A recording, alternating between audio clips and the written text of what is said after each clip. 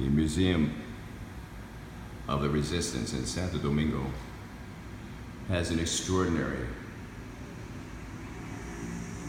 history in text and photographs of the 20th century dictatorships and subsequent deposition of the dictatorships into a form now of representative government.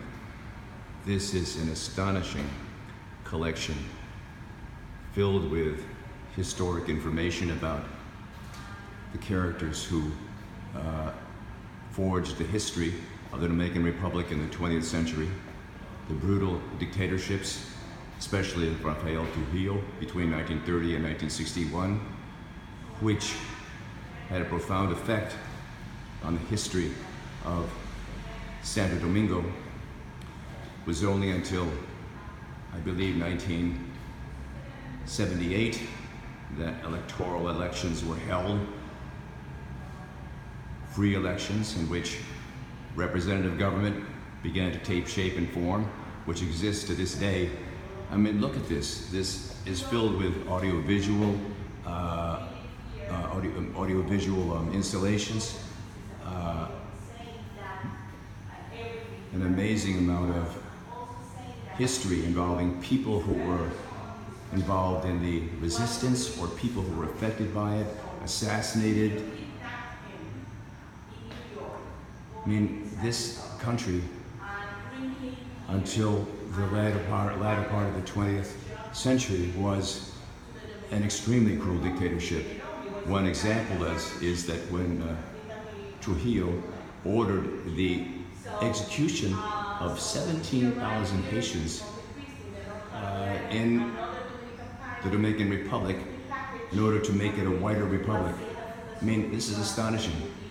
And what's also been explained to us by the director, Luisa, of this exhibit is that due to the exhibit itself, the textbooks that students now use to understand their history have been revised in order to reflect the actual history, brutal history of dictatorship that led now in the 20th century to a democratic form of government. Before that, the students were reading the kind of history that the dictators wanted them to read. Now, thanks to this museum, the history of the Dominican Republic is told with more honesty, and the purpose of this museum is that when students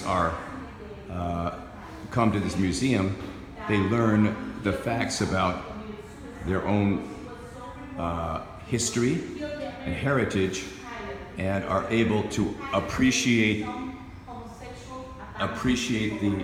what they have, appreciate their own form of government, have a better understanding and appreciation of their form of government and their country, and hopefully will become participants in the future direction of their own country. This is the kind of museum that you really want to have your students and your children come to in order to understand their history and their heritage, what to be proud of, and what to carry on for themselves into the future.